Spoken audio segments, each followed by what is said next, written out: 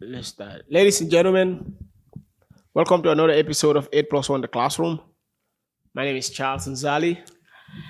Today, I have a special guest. Actually, this individual, this is a name that is a unique name, but it's also a name that this is Kansas City name. It's one of those names in Kansas City where at some point you're gonna run up on either on social media or somewhere you're gonna have to hear about Kilo.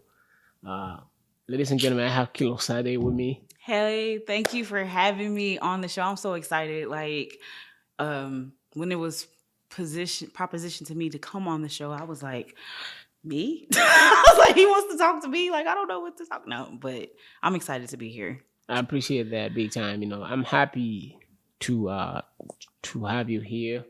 The goal is to connect with you and the goal is to connect with you and get to know you and also give the viewers an opportunity to know who you are, right? So this is 8 plus 1 the classroom. This is teacherless classroom. This is the classroom where there's no teacher. Oh man. So it's I literally was a shot. class clown, Yeah, so it's hopefully I'm not. literally it's literally shot in the classroom. You see the boards. It's just an Yes, that's old lit. I yeah love the setup in the stage yeah and it's like perfect. yeah. So like So nice. So yes. we get to actually learn some of those things and experience things that we were never taught in the actual classroom, right? Oh man. So Like that this book Lies My Teacher Told Me. yeah.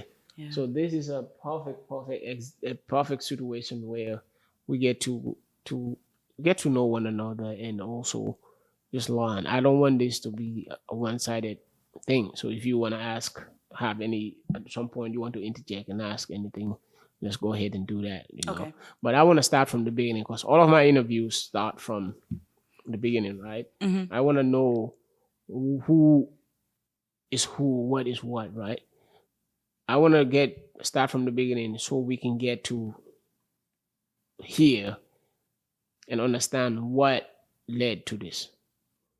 What are some of the things that happened in your lifetime that gave us this kilo that we're looking at? You know what I mean? So I want the ingredients of the makeup of this individual.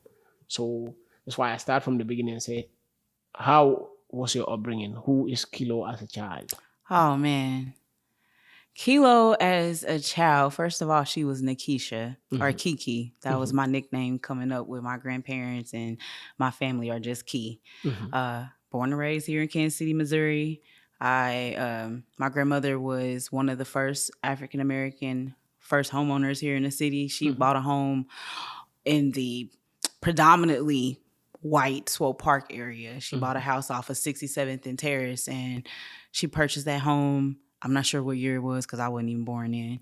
Um, and we were all raised in that home. My mother was raised there and my my sister and I. And but yeah, we come from our family originates from Memphis, Tennessee though.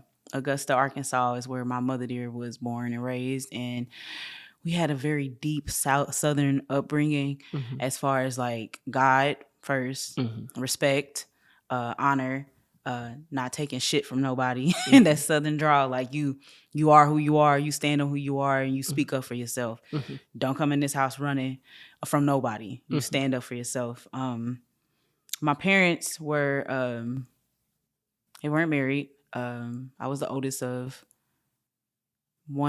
two on my mom's side. I have a sister, and then on my dad's side, it's 15 of us all Hmm. together. I'm the oldest of all of them. Um, but they were always there. They were always present in their own way, whichever way. But my parents were street savvy. They were from the streets. They were of the streets.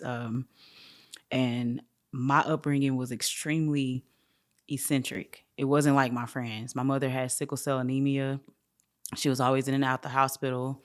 Um, and my dad and I actually were not reacquainted until I was 12 years old. So a lot of heartache, a lot of stuff that I talk about on my podcast because I'm a very transparent person. Hmm. Um, but I feel like the struggles and the pains that I endured as a child Mhm. have brought me to this space where I can honestly speak about healing Mhm. from a place that's not, um, what did we say earlier? That is not theatrical or Mhm. fake. Yeah. It's real, because I feel like a lot of the time people kind of pretty up healing, or they make it Mhm. look like rainbows and sunshines and like, Mhm. oh, it's all love and light. Like, I've been through that phase too with the love and light, but it's because I'm grasping for love Mhm. because I need it Mhm. to help me feel like something. But I had to realize through actually healing and going through the darkness and and really embracing Mhm. who I truly am. That's when I learned that healing, there's no right or wrong way to heal. You just get through it. You just identify the things and identify the triggers and identify it all. But I feel like I can speak on a more authentic side of this whole healing or therapy, or what it's supposed to look like, because it really doesn't look like any. It looks different for each and every one of us. There's no Mhm. linear way of it. But my upbringing prepared me for that. Okay. It was a lot of pain, but there were good times too. But yeah, so I feel like that's where I've come. When you say pain, what are you talking about? Well, my family dealt with a lot of alcoholism on both sides, and a lot of like my great grandmother was a gospel singer. She was a Southern gospel singer, Mhm. soprano. Mhm. We affectionately called her Mother Dear. Mhm. Born and raised in Augusta, Arkansas. She was raised by her grandparents, who were sharecroppers. Mhm. They were previously slaves. So Wow. like they stayed on in a little tiny house off of a farm Wow. in Augusta, Arkansas. And I want to say her grandfather, up until she was about, oh man, probably like 3 or 4 or 5, was Mhm. still picking cotton out and barely making anything at all. And her mother, this is where it gets kind of foggy. Her mother raised them up until a certain point, and then she actually remarried someone else. And she didn't really talk about her mom much or anything. But what I do know is that's kind of created a cycle of women abandoning their children in our Mhm. families. And I believe in chains of iniquity when it comes to family Mhm. lineages.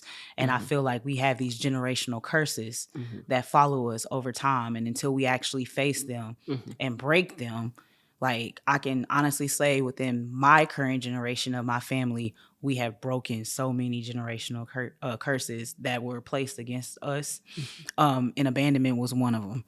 Um, Another one I feel like is with men, Mhm. picking men who are abusive, or that's another thing that was running within my family, was very abusive men. Mhm. Um, and just seeing those things and seeing the alcoholism plague our family line, and but still seeing strong women, was something that I had to inadvertently learn from. So I was by the age of 5 and 6, I was having whole conversations with adults, doing Mhm. their hair and just conversing with them. I've been doing hair since I was probably like 6 or 7 years old, and I'm talking about having grown ass clients. Mhm. I can make a status. Well, if I wasn't in Facebook jail, I can make a status right now, and people that were my clients when I was 7 would say I was sitting in her chair and it felt like I was talking to an old wise person, because she literally would just be like, "Why are you so upset? What's going on with you?" But I've always been someone that cared Mhm.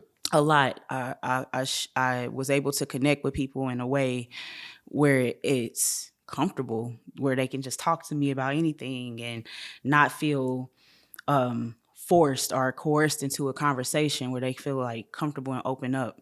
So I always knew that I was here for something greater. What that is, haven't completely figured it out yet all the way, but I know I'm on the right path. So Okay. So here you are growing up.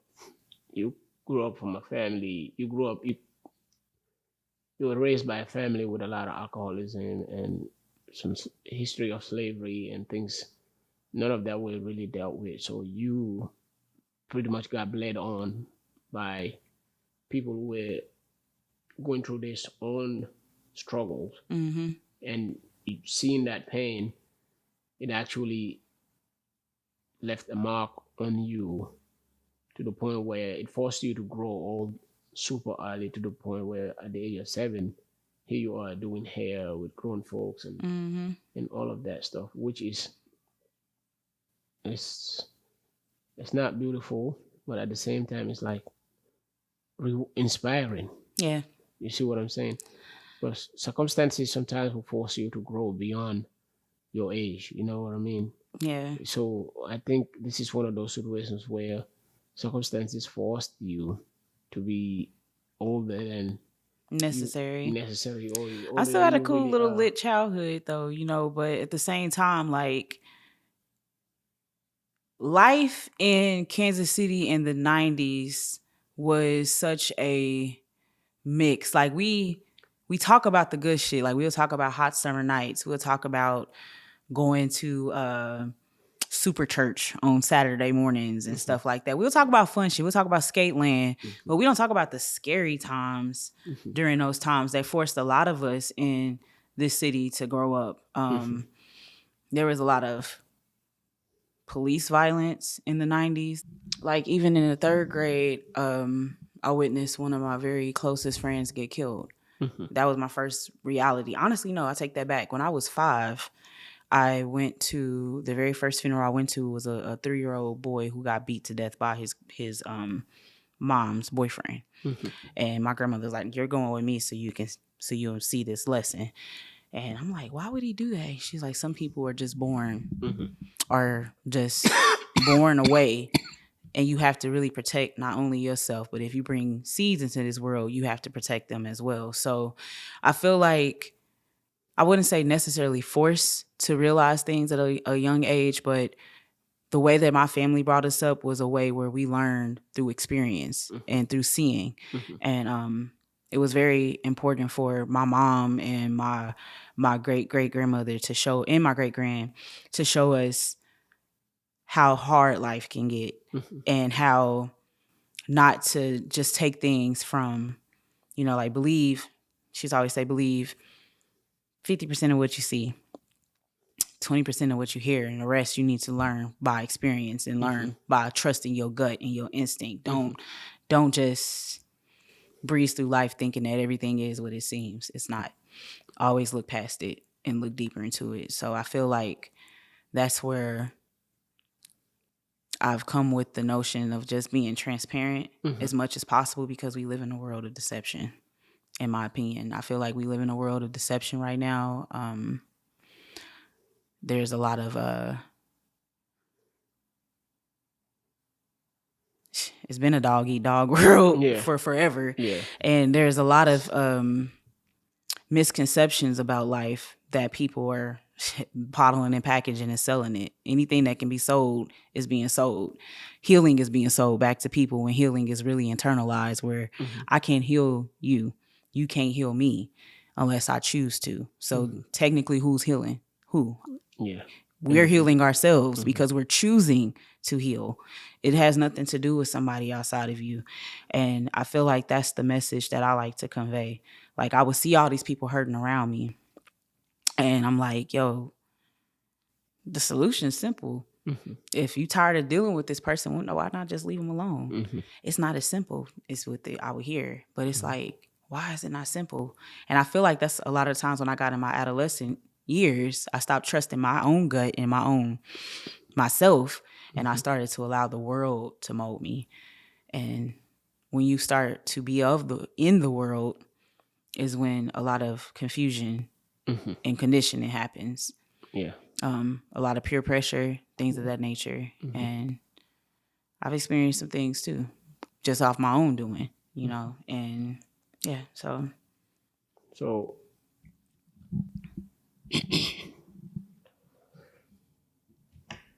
so it seems like you've been through a lot and different layers of it, different from different ages and different aspect of it, right? mhm. But they also felt like you have learned to compartmentalize all of this, right? And I think you've done a good part in breaking it down because everything that you're explaining, it almost seems like you're explaining it in stages Yeah. and the different and also the different variations of it, how they all come together, right? And there's also a really good understanding of your reality. I think you have a good understanding of what your reality is. How did that come about? So I would say it started back in 2014 when my mom was murdered. My mother was murdered February 1st of 2014. And of course, like I said, my mom had sickle cell anemia. So I pretty much lived my entire life knowing my mother was going to die eventually. I prepared myself for it my entire life. Like despite, how she lived and things of the nature that she did, I knew that one day I would be holding her hand next to her on the bed by her side. And was not expecting what happened. She was murdered by somebody she didn't know. And it was just like, I talk about seeing, I don't know necessarily if I compartmentalize or if I talk from third person so that I don't emotionally react in the time where I'm speaking on it. Because people are like, how can you talk about these things? I'm like, I did a podcast on it myself where I'm like, I talk about it from third person where it's like I'm telling a story so that I don't emotionally react the way that I emotionally react when I'm alone, because I need to get the message out. Yeah. I need to talk about it. I have to talk about it, and I have to get it out in a way to where it could be understood. And when we're extremely emotional, it's kind of hard to convey a lot of that information. So like I'm able to talk about this stuff now, but it took me a long time to get here. And I still have to speak from a space of a third person because it's like, it sounds like a movie when I think about it. It's like a Lifetime movie when I think about everything that my family has endured over the years. But losing my mom was that breaking point for me. I was pregnant. I really couldn't grieve the way I needed to. And then I was newly married, and just going through shit on my own. We had just lost my mother dear 4 months prior to that. And so like losing my mom back to back was just like, wow, like, and the way it happened, and then going through the trial and having another baby in addition to that, and going through the woes of marriage and stuff. Like I got to a point where when I had my last son, I drove up to Liberty Memorial around the corner actually, and I just stood up there and I screamed. I just shouted, like I felt like I could release it a little bit, and even still, that wasn't it. It wasn't enough. But that taught me a very valuable lesson that we're going to be healing for the rest of our lives while we're here on earth. There's going to be things that happen to us that's going to really, like that Scarface song, it's going to be things that happen that make you not want to smile or not want to get through it. But how you going to maneuver through it? How you going to get through it? Like, how do you just go around it? Do you try to avoid it, or do you face it? And that caused me to really face my pain. You have to go through it. You can't avoid it. By avoiding it, it just becomes so unrealistic. You start to really attach, and I feel like when we avoid pain, we start living in a state of desperation where we're so desperately trying to avoid any type of remembrance of what pain, this painful event has caused. But by facing it and going through it, hell, it was things that resurrected. My dad recently passed away from cancer a month ago, June 11th. And that was, losing him resurfaced things that I still hadn't tackled from my mom.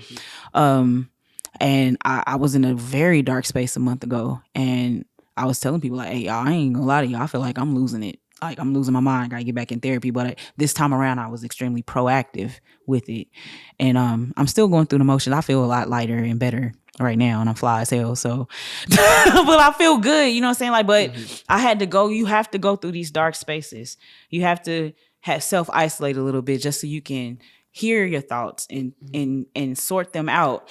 And like I hear people toy with the word strength a lot, and I'm like, it's really not strength. It's really just, it's even a step above perseverance. It's navigation, like navigating your way through it all.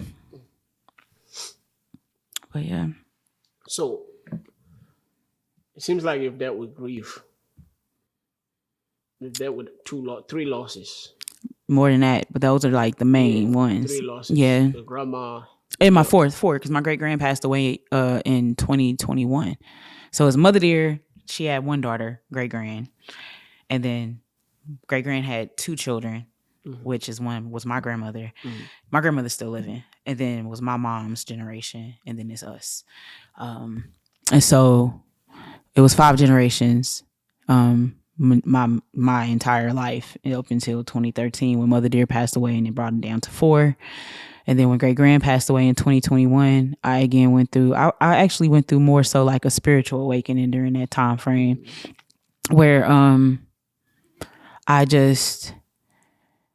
felt at a space where I knew they were with me still, and it kind of helped bring solace a bit to me, where I wasn't looking outside of myself anymore for peace or connection. I knew that I had everything within me to be okay. And I kind of like started to kind of like distance myself from a lot of people that I had been around at that time, because it wasn't making sense anymore for me. And now I can say that through these losses, I've realized how important it is to connect with like individuals, people who share the same type of values. We don't have to think the same. We don't have to have the same type of jobs or ideals. Like, we still disagree, but at the same time, it's still those same core ethic values that we share, where, you know, that shit matters. Yeah, it does. And so I feel like that has helped me tremendously to navigate through a lot of pain, because we're human. We need connection with people. That helps us get through some really tough times. Like, I'm a strong advocate for girls' nights and hanging out with your boys and doing things that kind of like get your mind off the current state of the world or current issues that could be going on within your life. Like a temporary release, you know, like, but you still have to face whatever's going on. You can't avoid it or hide from it. Just know how to navigate through it. Okay, so what would you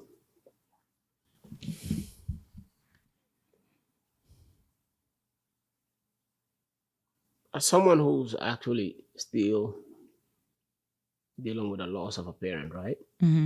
I lost my father in 2019, I'm sorry to hear that. June 26th, right?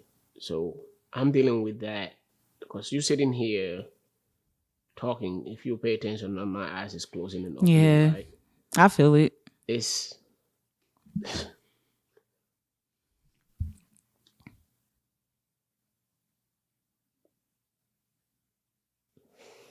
Yeah.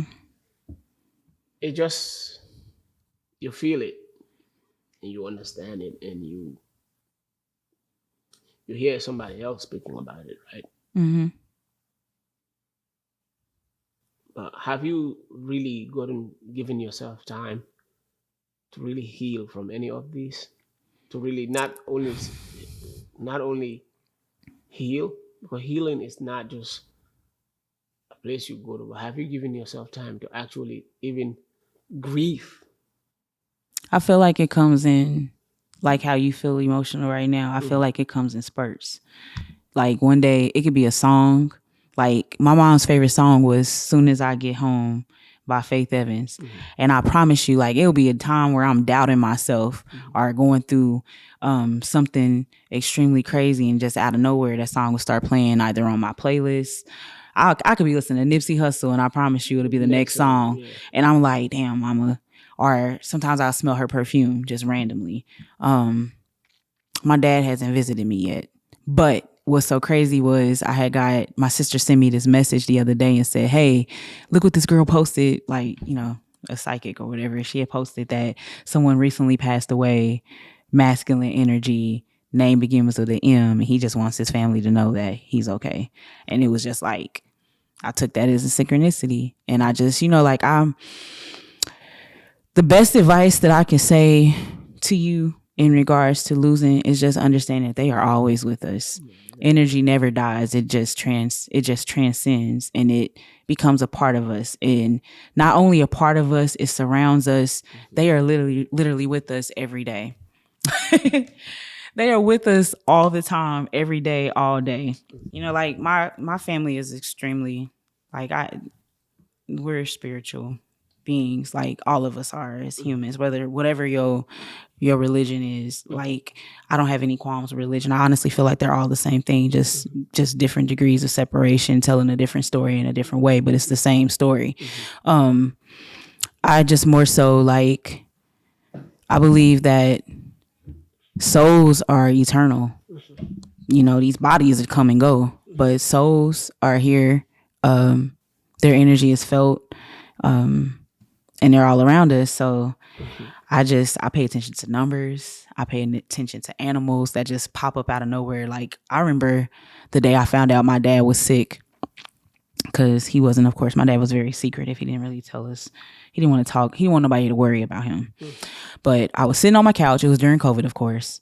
I'm sitting on my couch in the living room. I have this big bay window. I got my window open, and someone just told me, I looked up out the couch, and it was the biggest black crow.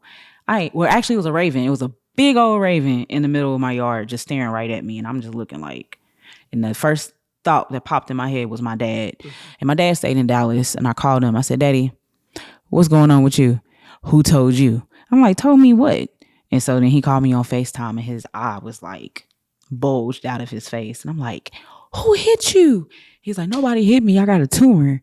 And I said, and you not gonna tell nobody? Like, what's going on? He's like, I don't want nobody to worry about it. I go tomorrow to get it biopsied. And this was a year ago. And biopsy came back, found out it was cancer. He had some type of nasal cancer, and a tumor grew like to the size of like a baseball in his head.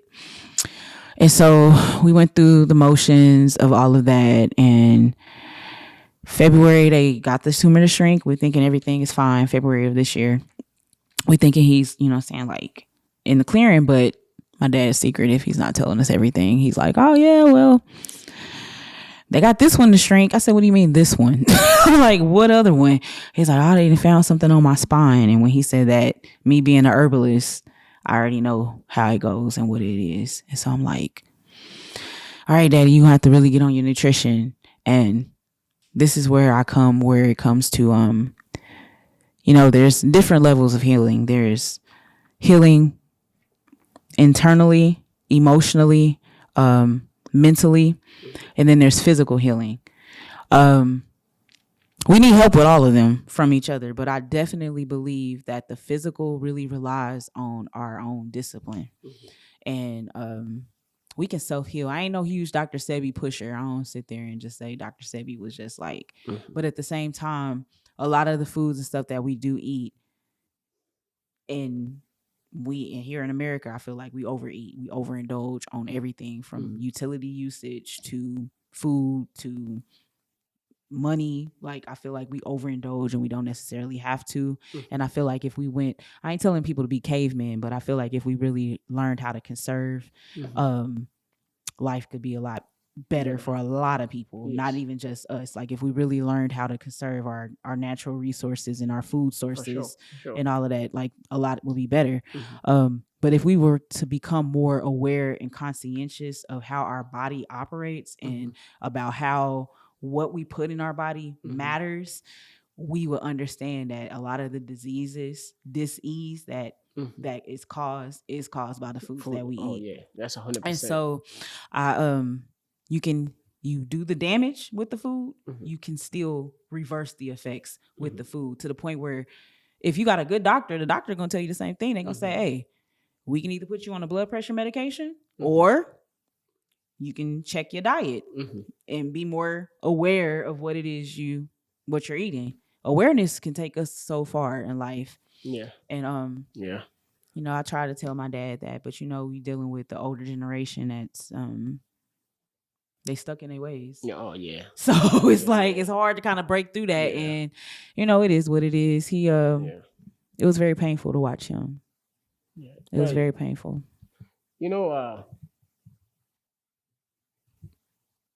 Sometimes, right? It feels like we have a really big load on our shoulders, right? Especially when you lose your parent and you are a parent yourself, right? Mm-hmm. That dynamic is a very interesting dynamic that no one really prepares us for, right? Right. So here you are being a child yourself. You've lost, now you lose a parent. And it's always around people. A lot of people do have their first children right after when they lose their parent or right around that time, Mm-hmm. right? And sometimes you just wish you can pick up a phone and call your parent and just be like, hey, The monumental yeah, moments. how do I go about this? What do I do? My child fever is off the roof right now. What do I do? Just the little small moments Things. that mean something, Mm-hmm. and you just wish you can communicate to your parent, and it almost feels like that's not even a thing. And Yeah. sometimes, me personally, my parents is my dad's phone number is still saved in my phone. My mama's is too in her picture. Her photo Yeah, ID. Yeah, and I get sometimes it. it's almost like, do I call this person? Let me try to call and see if. And one day I called and somebody else answered. Oh man. I didn't get that bold yet, but Yeah, yeah. One day I actually was just like, man, I just need to speak to daddy today. yeah. And I sat outside and I pressed call and somebody else answered. Mm. But how is your mental in all of this? Because that's one part that we forget. Oh man. We just got to give ourselves grace.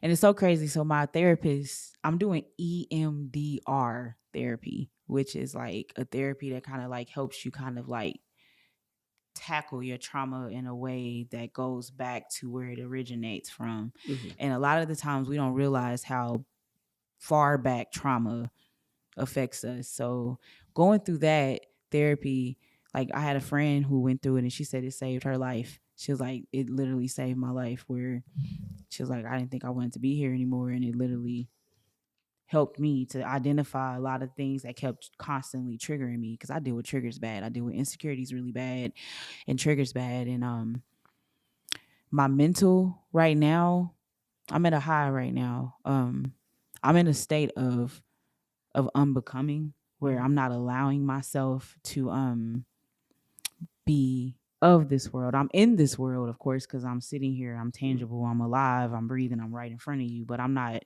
of the world anymore. I'm really striving not to be swayed or maneuvered or influenced by things that I see. Hmm. Um, I'm detaching a lot, and I'm really focusing on what I need to focus on within myself so that I Hmm. can be more of a reflection. So like my mental is really what I do. I still talk to them like they are here. Hmm. I'll talk to myself all day, every day. I probably look crazy to everybody else. Like my coworker today was like, "You just over there having a whole laughing conversation with yourself," and I was like, "Hey, sometimes Sometimes you just gotta speak you to the just gotta expert. speak out there, and I'm telling you, an answer will come in your head, and you just like, Sometimes you did I gotta think that? sometimes you gotta speak to the expert. Nobody Yeah, knows you more than you know than you yourself. do." And Yeah. so like I feel like sometimes when like I'm I feel like at times I'm having conversations with them like, oh man, like, and just the mental aspect is like, I'm a huge Alice in Wonder land fan, and the Cheshire Cat is one of my favorite characters. And when he says like everyone's a little mad, like what, Yeah. we all mad, like literally Yeah. Yeah. mentally it's like, Yeah. why continue to fake perfection or that I'm okay? And I tell myself all the time, it's okay not to be okay. Yeah. Like I Very want to be okay. honest with myself Hmm. on this journey. I feel like I've been on autopilot for a very long time Hmm. mentally, and that's not safe, because when Hmm. you on autopilot, you just Keep going. keep going and going, and Hmm. you're not feeling anything. So Hmm. it's like I'm able to feel, and I'm feeling when it's necessary for me to feel, and not necessary. It's I feel when I need to feel, and when I feel like I don't like I just Yeah. but it's not a day that goes by, not a second, not an hour that my parents are not on my mind. Yeah. Cause I so I worked in the food industry for a really long time, right? Mm-hmm. And if you know about the food industry, especially the fast foods, Mm-hmm. right? The Arby's, the Waffle Houses, if you're managing there, it's go, go, go, go, go, Yeah, right? fast So pace. my dad passed away in 2019. I never took time to actually heal, Grieve. right? Mm-hmm. Because I was taking care of everybody, make sure funeral arrangement, all that stuff, boom, boom, boom. That's that autopilot. Yeah, that gets out of the way. I'm boom, boom with work. I have become a father. Now I have a young one, but I still have work.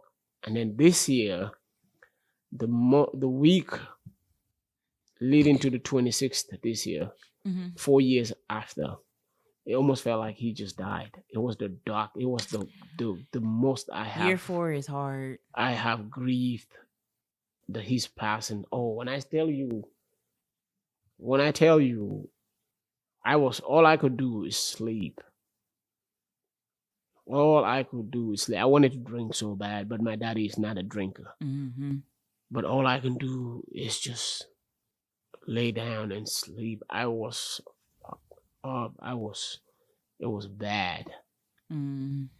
It almost felt like he just died. That's that smell him, and I've not seen him for maybe 7 years before he passed. But I started just smelling. He's smelling him, Mm-hmm.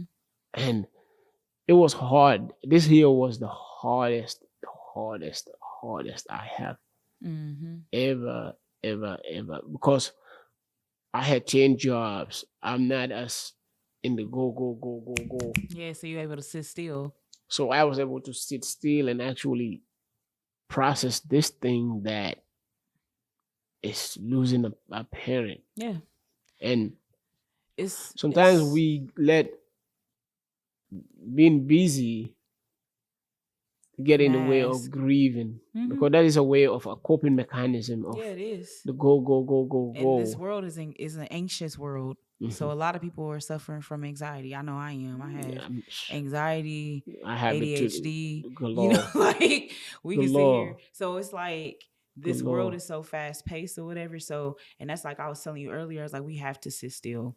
Like Yeah. you have to find a way to sit still You saw me here. and I'm face interviewing it. you. I'm doing this. I'm watching this camera. Mm-hmm. I'm just the things I do. I walk by myself, so it's always that anxiety of I hope something is not messing up. I hope am I Man, you recording can't this? even worry about that. Yeah, am I recording this correctly? Is this working? So Yeah. that is always a thing. Mm-hmm. And I'm telling you, it took me a long time to get to this point. And I'm and like, because my mom was 2014. It'll be 10 years February 1st. Mhm, But 2024, when I say I am looking forward to 2024, mhm, I'll be 30 great. That's gonna be my 30 great year. mhm, And just it's a song by Kelly Price called "It Will Rain," mhm, or I think that's what it's called. I think it's "It Will Rain." I know it's a phenomenal song. It was one of my mom's favorites too.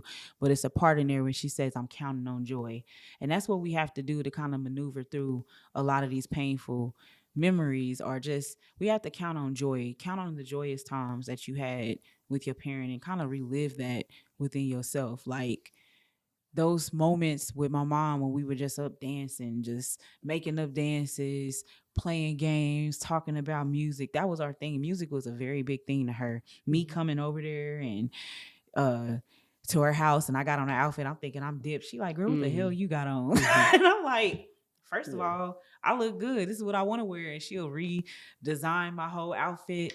Like I remember things like that. My daddy being just the real person he was. Yeah. Like both my parents were real persons. They weren't ashamed of who they were.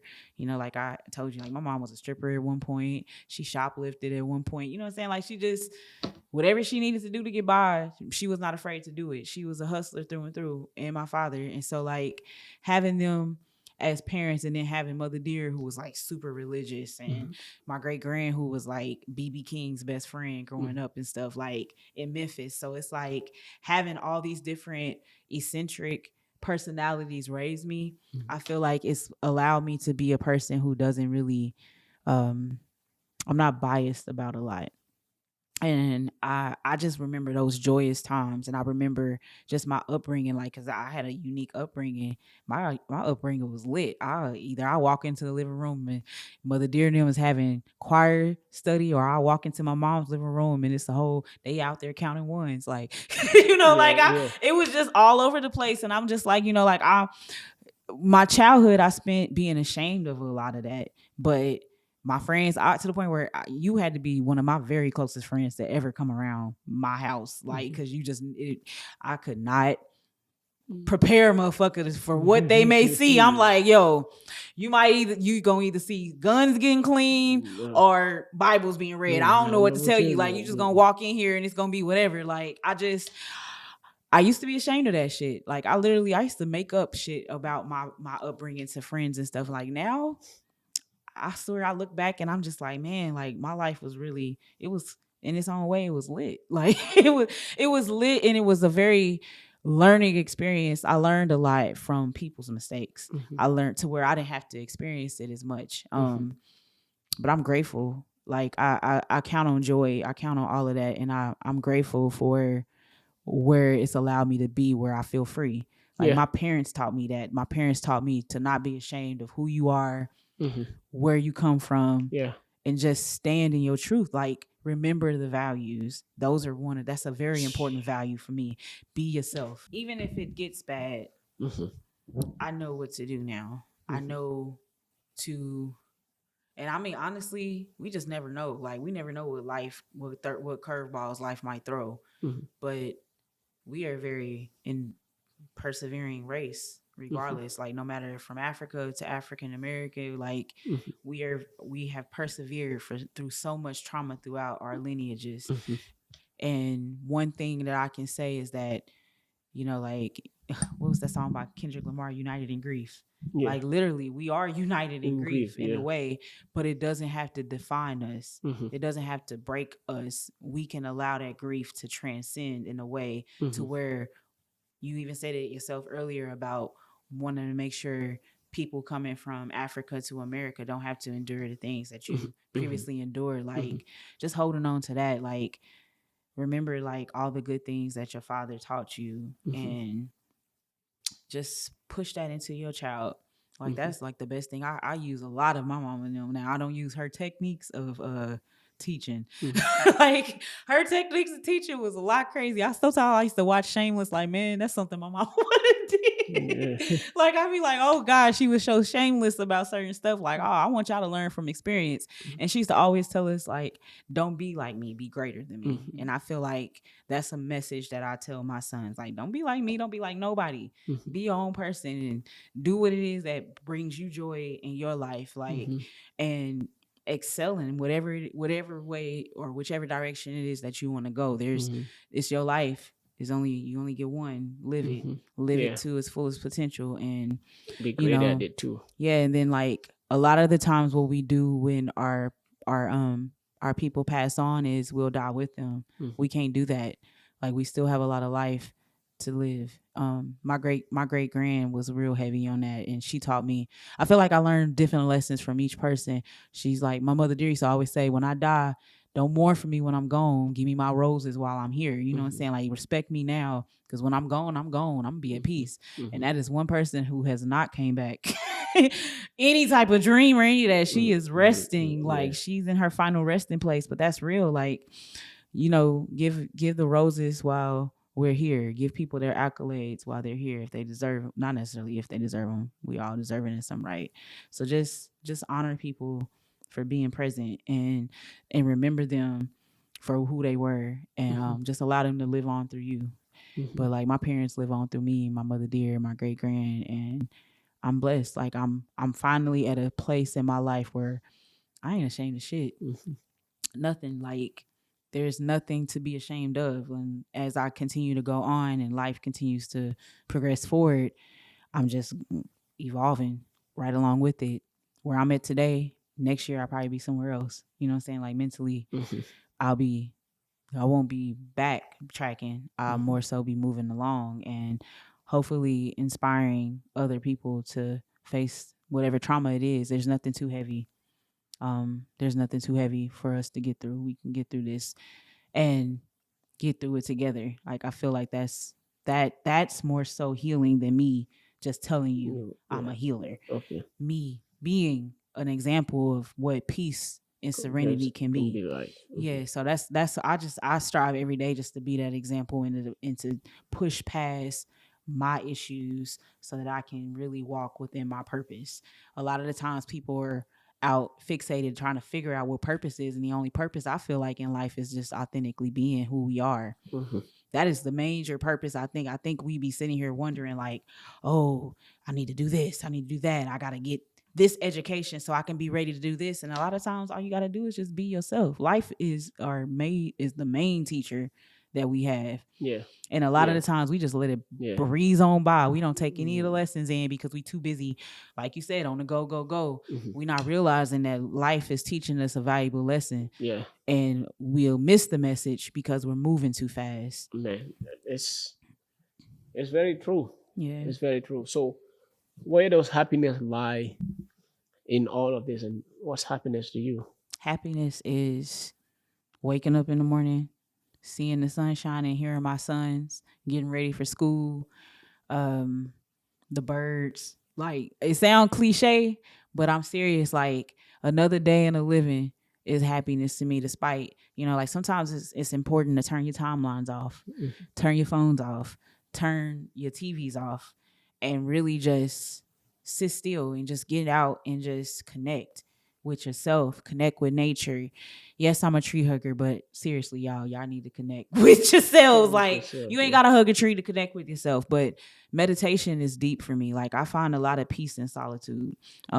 But then also with my friends, like connecting with like minds, having like conversations like this, Mm-hmm. that's happiness to me because I pray that my spirit is one that helps to help somebody find comfort. Mm-hmm. I feel like like I said, from a child, being that person that people felt like they can confide in and talk to and Mm-hmm. not feel judged or have any preconceived notions made up Made up about of them. them by them. Yeah. You know what I'm saying? Like I've been a safe space for a very long time, and I feel like I honor that by just being here. And it's still, it's easier to do that with strangers. It's Mm-hmm. hard to do that with people that you know directly. And I don't know why, but I still struggle with that when it's people that I know, where it's like, I guess because I know what they're going through and I know that a lot of it is self-inflicted. Mm-hmm. And it's like, it's kind of hard being there for folks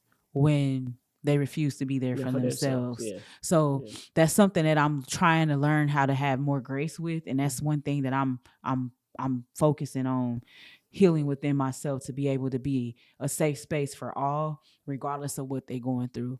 But at the same time, it's still important to have boundaries too, where we're not taking on more than what we What can we get. bear, Yeah. because we still have our own mental capacity and we have Yeah. to take it into consideration. So, but happiness is just life to me. Like we blessed. Like we if we're so fixated on all the troubles in the world or just all the negativity that's going around, you're gonna live in hell. I feel like heaven and hell is all within the mind. Mm-hmm. Mindset is extremely important. So every day I choose to live in peace. Every Yes. day I choose to live in heaven. Mm-hmm. Every day I choose to wake up on a good foot. I don't care if yesterday I had a bad day. Mm-hmm. Today I'm not waking up with No, that yeah, energy. okay. And then I journal like I used to say I journal, but now I'm really journaling. Like I'm writing like I'm like, Yeah. dear diary. Like I feel like Brandy, like Moesha or something, dear Yeah. diary. Like Yeah. I literally write a lot down because having anxiety and Mm-hmm. having ADHD, we forget a lot. We don't realize how much we forget. But something will happen. We'll be upset about something last week, and then this week it's like, what the hell was I mad about? Yeah. Like, and I want to start retaining a lot of those things Mm-hmm. because that's learning for me to learn about myself, because I don't have all the answers, Sway. I still have shit that I'm going through, Yeah, and I still, you ain't got the answer. yeah, I'm Sway. like, I ain't got the answer, Sway. And some of the shit, I'll be tripping sometimes too. Like, I ain't perfect. Like, a lot of people have that preconceived notion people have about me is that I'm perfect, and I'm not. I am temperamental. I'm moody. I have mood swings. All my friends can attest to this. My man can attest to this. I am up and down just as much as everybody else is. But at the same time, like, I'm learning to understand that it's okay to be that. It's okay. Because that's what life throws at us. A lot, all the shit that we've been through. Yeah, happiness is just self-realization to me. I feel like I'm happier realizing these aspects about myself and being okay with them.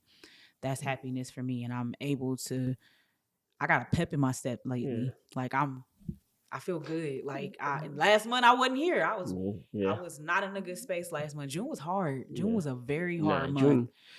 Whew, and it was the energy cosmically too. You know, like, June a pimp, man. It smacked the shit out of us. Like, June seriously, yeah. it did. Like, June was a very hard month. My father died June 11th, and it just was a very dark space, and it was a very dark time. But look at us, we made it through. We here. Because my date of birth is June 8th. My daughter's is June 17, which is 9. So you a Gemini? Yeah, which is I'm Aquarius, cuz like, so we in the air family. That's what I'm saying. Like, we cousins now. I'm right there. 9 days.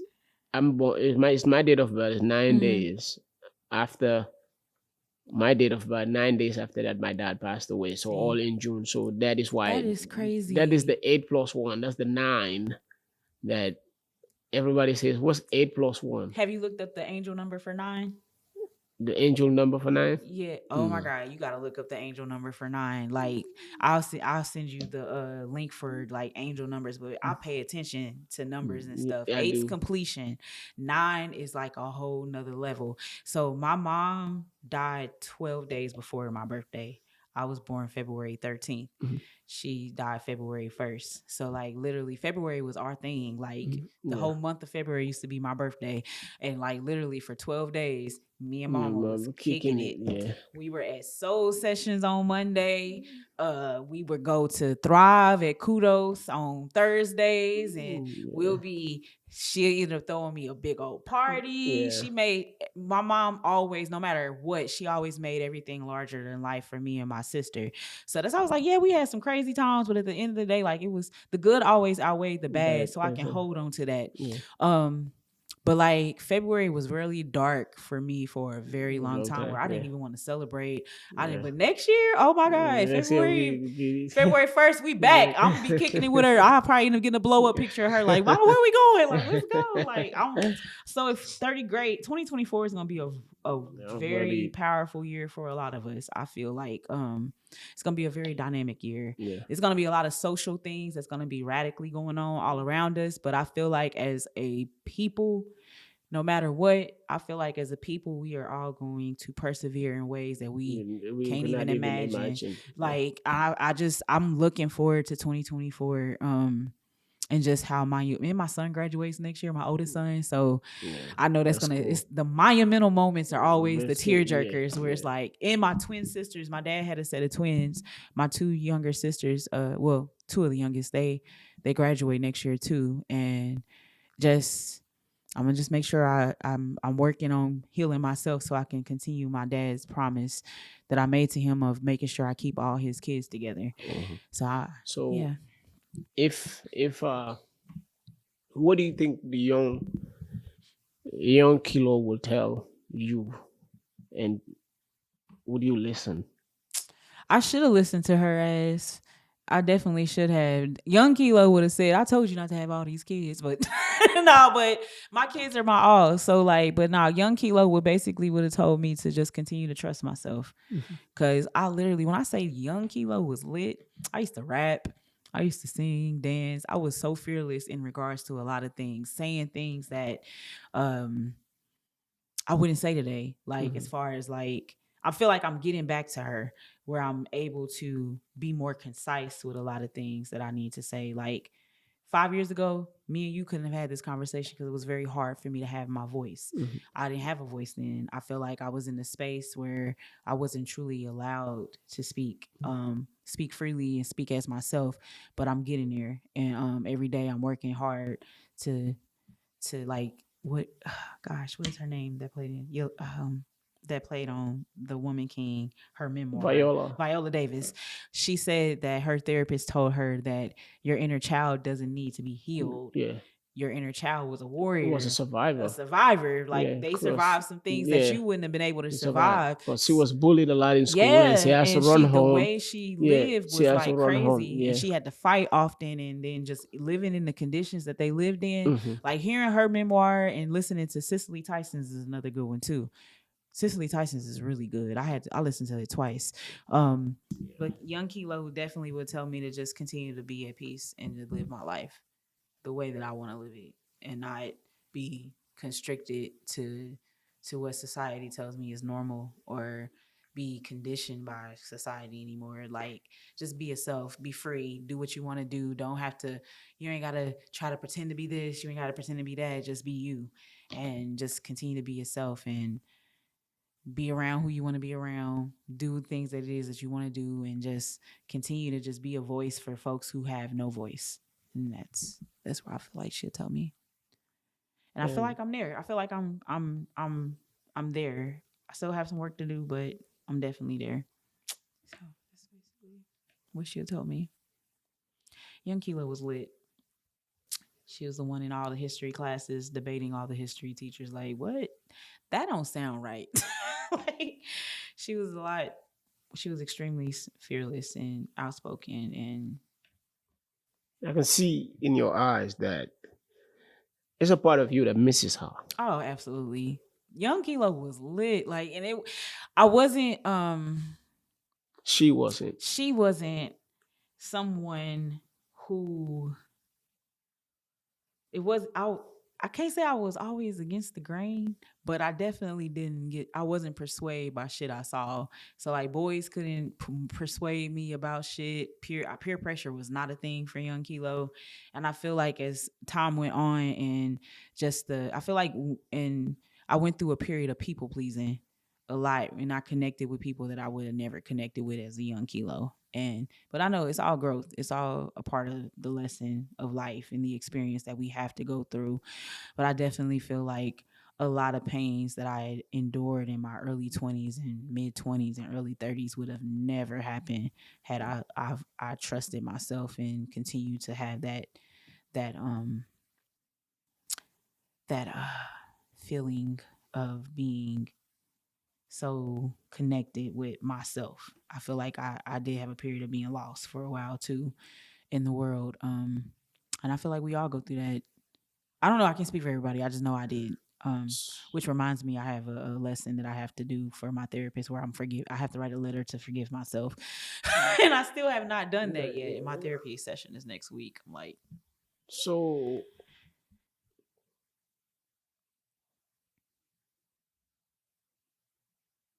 where is young Kilo? hmm? Where is young Kilo? Young Kilo? You wrapped her up, put her in a box somewhere. No, she's coming back. She's here. I feel like she's here in spirit, but she's still allowing me to still be who I am too, because young Kilo had that freedom of speech, but at the same time, she didn't have all the responsibility that she has. So I feel like she's here, but she's just matured. That's like the best way to put it. I feel like young Kilo is within me. She's here. She's present when she needs to be. Not all the time. All the time, young Kilo can't be there because young Kilo have us trying to kick it every night, and we can't do that. So do you? Would I be right if I say you allowed adulthood, adulting, and being a parent and responsibilities? You put that before Oh yeah. young Kilo to the point where you took away every other thing else that she gave you, because Yeah, I feel like I kind that's of kind bottled of it. that's kind of me. Yeah, I bottled it. I bottled it to the point where, because you can't really, it's probably, it was bottled, but it wasn't, the top wasn't screwed on all the way. So parts of her would seep out Evaporate and and come out, and people were like, who are you? And it's like, I'm me. Like, but that's us trying to go against the grain and fight for our self identity a lot of the times, and it'll come off the wrong way, because people are looking at you like you changed. But or are we supposed to stay the same? We're supposed to adapt. We're supposed to evolve and change. We're supposed to grow. But at the same time, we still have these core parts of us that will always be. And a lot of that is just, it's so crazy. I feel like as we age, it comes full circle. It's actually this book, Numbers. It's an old esoteric book where it talks about how um, our lives are like a triangle, 0 to 9, and then 9 to like 18, and then 18 to like 20. So, and then it's just the cycle The just cycle goes comes on and in on. nines. Yeah. So it's just, it just goes on and on to 27. So then it goes to, like by nines, it just increases by nines. And how if we are not authentically living or doing the things that we need to do to be in equilibrium and balance, um, once we get to an older age, 81 becomes that default year Reset. where Yeah. you'll either go back to 9 because of dementia, or you will continue to progress. That's why you have like I told you, I had Mother Dear had a friend when I was younger that I met, that her energy was just so, like, you could literally see a glow off of her, because she was so at peace and so balanced. And she was from Augusta. This was somebody I only met her one time in my childhood. And when I say it was one of those meetings where it was just like, I wanted to stay around her for the longest because I hadn't felt an energy like that. And she was old as hell. She was like close to 100, but you couldn't tell. Her vitality was just, her A skin whole, was just, yeah. like, she was so healthy. She was walking. She was still dry. She drove all the way from out of town to KC just to come see Mother Dear and hang out with her. And she didn't drink. She didn't do smoke or anything. Like, Mother Dear didn't do that, but she drank. So, but just to see that, like, I want to embody that. I want to be that, like, I want to have that same integrity. Like, she wasn't stressed about anything. Like, I want that. So, like, you can either increase in wisdom, because wisdom is what it's all about. I feel like that's the life, the game changer right there. You'll never have enough wisdom. As long as we're living, we're constantly learning. Or if you get dementia, that's when it stops. It slows down. You start to deteriorate. Your mind starts to go down, and you go back to that 9 or that 0.29, and well, you can't increase anymore. You just go back to that 9, and you stuck there, and it just starts to wither away. And so, like, I don't want to be that.